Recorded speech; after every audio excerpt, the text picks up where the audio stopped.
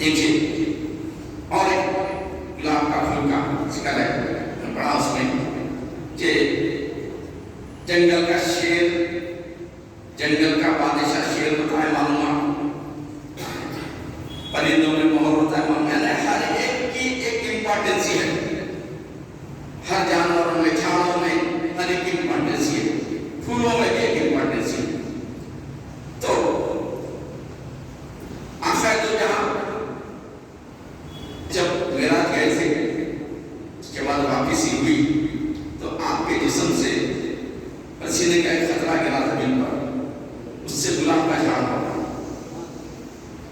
اب غور کر کے دیکھیے آقا کے پسینے سے پیدا کیا گیا ہے گلاب کا جھاڑ، اس کے دامن میں نے پڑا اور یقیناً تمام پھولوں کا شہنشاہ ہے۔ گلاب کا پھول بولیا کسی کو بھی تمام پھولوں کا شہنشاہ ہے۔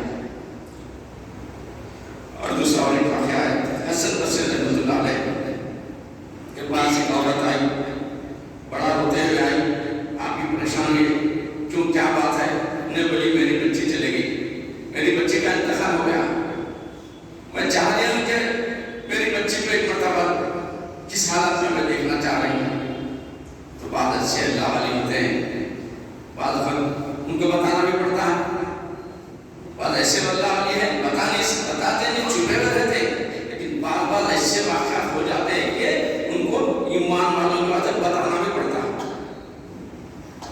تو حسن بصری رحمۃ اللہ علیہ نے فرمایا تم کیا کرو، عشاء کی نماز کے بعد 4 رکعت نفل پڑھ کر الحاکم تکاثر سورہ پڑھو، اس کے بعد درود پڑھتے ہو اسی جانب آپ گھر سے جاؤ، انشاءاللہ آپ کی بچے سے ملاقات ہو جائے۔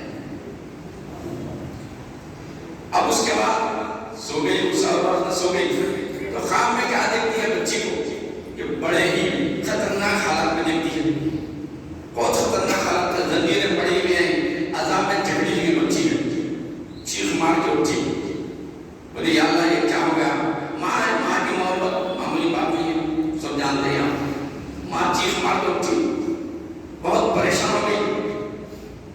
اس کے بعد جا کے حسن بصری رحمۃ اللہ علیہ سے فرمائی کہ میں نے میری بچی کو دیکھا، آپ جیسا بولے تھے ویسا کیا، اور میں نے بچی کو دیکھا، میری بچی بڑے عذاب میں ہے، میں کیا کروں؟ اب رو رہی تھی، لوگ بولے صبر کرو، درود شریف پڑھو۔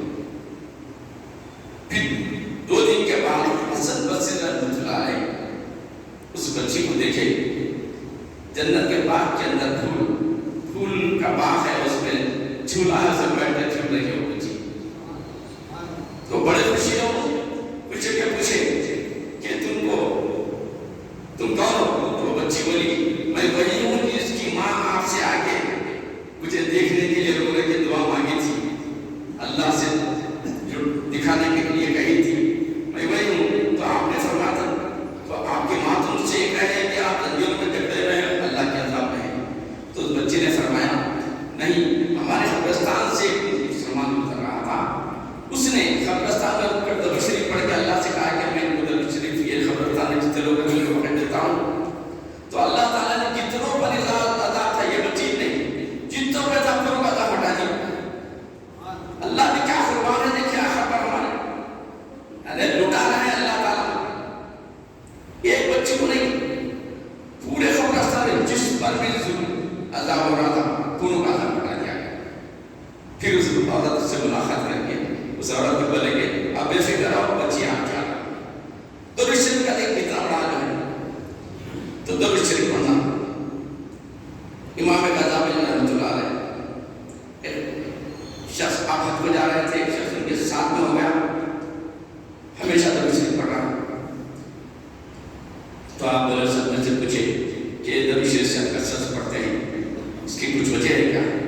تو اس نے فرمایا ہاں، اس سے پہلے میرے والد زندہ تھے، میں اور میرے والد حج کے لیے گئے تھے، وہاں کسی گھنٹے کا سو گئے ہوں، تو کیا دیکھتا ہوں خواب میں کہ میرے والد کا چہرہ سیاہ ہو گیا ہے، پیٹ پھول گیا ہے، میں نے بڑے اس سے آنکھ کھلی بے چینی سے، جب کپڑا ہٹا کر دیکھا تو یقیناً اسی حالت میں تھے، یقیناً اسی حالت میں تھے۔ تو آپ نے بڑے بڑی خیال میں یا اللہ یہ کیا ہوا، یا اللہ میرے بچے کو کیا، میرے والد کو کیا ہوا، کہتے ہوئے آپ کے دنوں کی کسی آ گئی، تو ان کے خواب میں آ کے بولے کہ اب دیکھو تمہارے والد کو کس حال میں ہے. اور جب آخر دنیا آئے تو 4 ایسے عذابی فرشتے تھے جو لوہے کے سلاخ لے کر ان کے اوپر عذاب کرنے والے تھے. آخر دنیا آئے ان کو ہٹا دیا, ہٹا کر ہاتھ پھیلایا چہرے پر. انہوں نے خواب میں دیکھا, پھر آنکھ کھول کے دیکھے تو نورانی چہرہ بن گیا پورا. اس وقت سے آپ کے اوپر یہ اثر ہو گیا تھا کہ کنٹینیو درود شریف پڑھ رہے تھے. درود شریف پڑھ سے آپ نے بتائی. تو میرے بھائیوں میں آپ سے یہی گزارش کرتا ہوں کہ ہم ماں کا بیان سننا ہے اور درود شریف اپنا وظیفہ بنا لو. گھر کی پریشانیاں, ہر چیز برکتی پریشانیاں علاج کرنے